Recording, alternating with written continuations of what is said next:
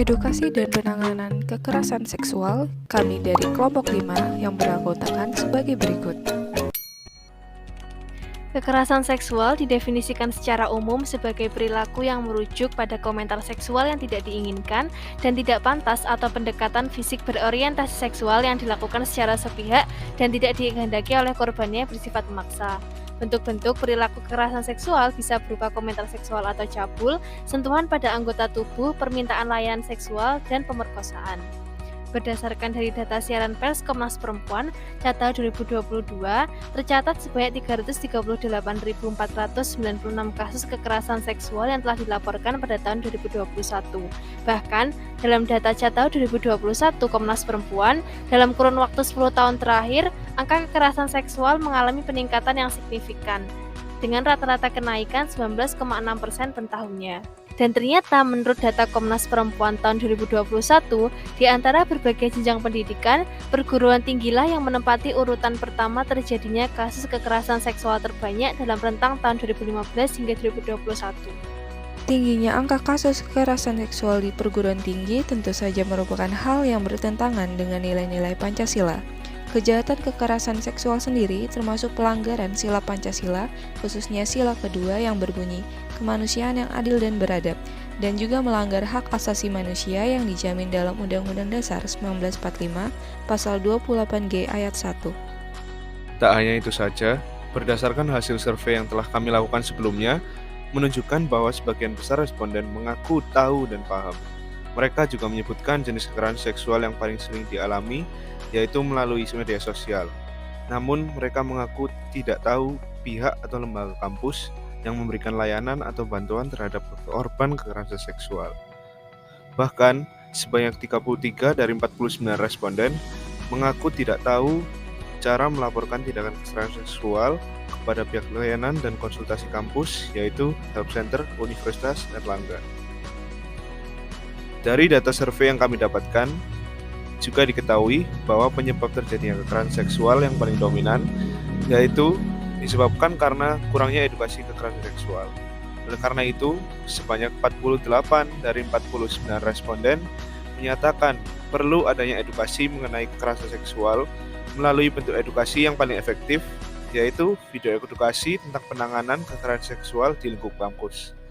Sekarang mari kita lihat tanggapan dari teman-teman.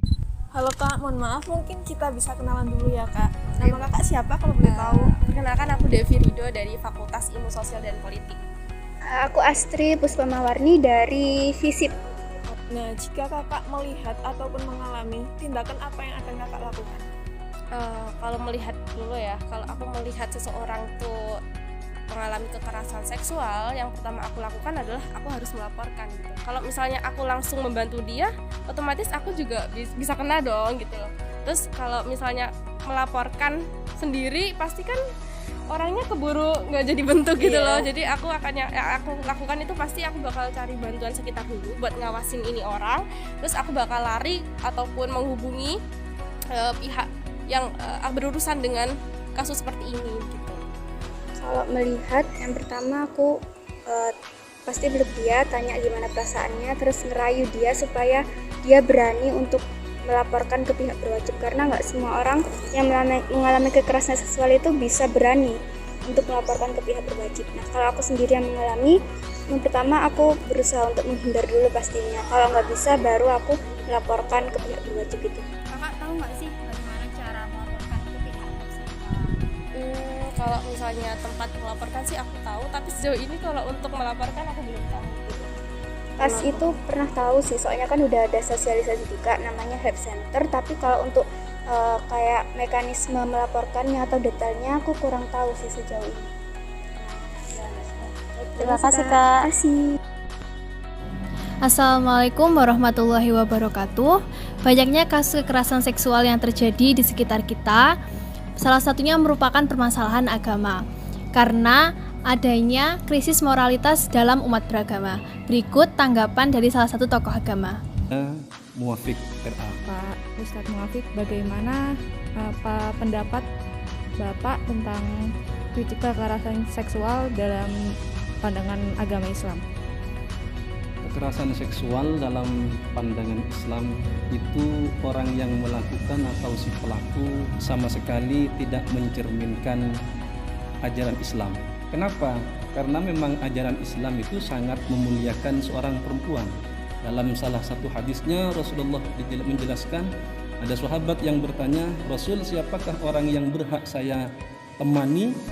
Maka kata Rasulullah, ummuka, ibumu. Tanya lagi sahabat itu, thummaman, kemudian siapa Rasul? Ummuka, ibumu. Thummaman, kemudian siapa lagi Rasul? Ummuka. Kemudian siapa lagi? Baru abuka. Ibu. Yang ini menandakan bahwa Islam ini sangat memuliakan seorang perempuan. Baik Pak Ustadz, terima kasih. Untuk pertanyaan kedua, bagaimana cara pencegahan kekerasan seksual menurut pandangan Islam? Untuk mencegah terjadinya kekerasan seksual, seorang laki-laki harus punya sebuah mindset, sebuah pemikiran bahwa perempuan ini adalah manusia yang mulia. Kenapa? Karena dirinya seorang laki-laki dilahirkan dari seorang ibu yang jenis kelaminnya adalah perempuan. Terima kasih Pak Ustadz atas pendapat dan waktunya. Sama-sama. Oke, hai semuanya. Nama saya Leon. Saya biasa di sini khotbah untuk anak remaja. Oke, untuk pertanyaan pertama, bagaimana pandangan tentang kekerasan seksual melalui pandangan agama? Oke, gini, mungkin kekerasan seksual deskripsinya bukan dari cuma hal yang benar-benar besar atau hal yang simpel tapi sudah dilakukan, tapi di Alkitab dikatakan bahkan kalau memandang seorang menginginkan juga itu sudah dianggap berzina dan itu salah menurut Alkitab. Gitu. Untuk pertanyaan kedua, bagaimana cara mencegah kekerasan seksual menurut agama? Oke, kalau di Alkitab di 1 Timotius 5 dikatakan sama Paulus kayak gini, perlakukanlah perempuan yang lebih tua sebagai ibumu dan perempuan yang lebih muda sebagai adikmu. Jadi kalau kita nganggap yang kayak gitu, kita nggak akan mungkin melakukan hal yang dibilang kekerasan seksual itu. Gitu. Baik, ya sekian, terima kasih.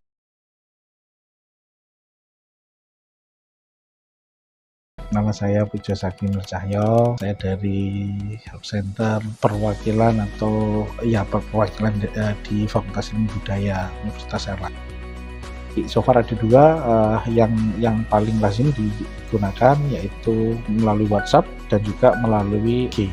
Atau teman-teman juga bisa langsung bertemu dengan personel Help Center di perwakilan fakultas masing-masing. Ketika kita melihat ada kekerasan seksual, maka kita harus memiliki kewajiban untuk lapor. Kenapa? Karena orang yang mengalami kekerasan seksual maupun kekerasan fisik atau kekerasan apapun itu, mereka adalah orang yang membutuhkan pertolongan kita. Oleh karena itu kewajiban kita adalah untuk menolong. Dan peran dari seorang, istilahnya kalau dalam bahasa Inggris ada bystander gitu ya, orang yang tanpa sengaja melihat kekerasan seksual, kadang menjadi sangat krusial. Karena bisa jadi dia akan memiliki role untuk menggagalkan si kekerasan seksual tersebut. Jadi kalau Anda ketemu atau menemui perilaku kekerasan seksual, maka laporkan. Laporan bisa kemanapun, bisa ke kepolisian, bisa ke lembaga-lembaga yang mungkin memang concern di situ. Tetapi jika di lingkungan Universitas Erlangga dan itu menyangkut aktivitas akademika, mungkin juga bisa melalui Help Center, atau kita sudah memiliki sebuah satuan tugas yang baru saja diresmikan beberapa bulan yang lalu, yaitu Satgas PPKS yang memang secara khusus concern untuk menangani kekerasan seksual yang terjadi di kampus. Jika Anda menjadi korban kekerasan seksual, satu, yakinlah bahwa dunia tidak berakhir. Artinya Anda harus tetap menguatkan diri Anda. Berusahalah untuk tetap tabah walaupun mungkin menyakitkan, walaupun mungkin sangat berat. Tetapi ingat, siapapun yang ada yang di sana, siapapun yang mengalami tindakan kekerasan seksual, mereka tidak sendiri. Akan selalu ada orang yang peduli. Maka carilah pertolongan. Jika Anda cukup kuat untuk speak up. Akan selalu ada orang yang peduli untuk membantu Anda.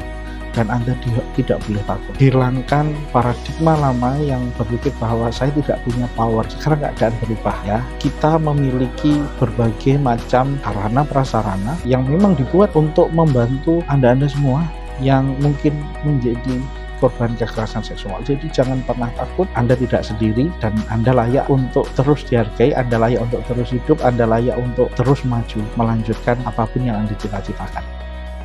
Kami dari Help Center senantiasa berusaha untuk mendorong terciptanya kondisi lingkungan kampus yang aman, kondusif, dan nyaman bagi semua orang. Namun itu semua tidak bisa kita wujudkan tanpa adanya bantuan dari seluruh sivitas akademika. Sehingga dalam kesempatan ini saya ingin mengajak kepada semua sivitas akademika, terutama yang melihat video ini, untuk bersama-sama mari kita ciptakan suasana kampus yang kondusif. Apapun yang terjadi di kampus, jika Anda melihat ada sesuatu yang salah atau yang itu terkait dengan kekerasan seksual, tentang kesehatan mental, dan seterusnya, Universitas Airlangga sudah memiliki badan-badan satuan tugas yang memang secara khusus bertugas untuk menangani hal-hal tersebut. Maka laporkan. Jika Anda tidak memiliki keberanian atau mungkin agak segan untuk melapor, atau mungkin ketemu dengan personel Help Center yang tidak nyaman dan lain sebagainya, Anda bisa memulai dari circle terkecil Anda dulu.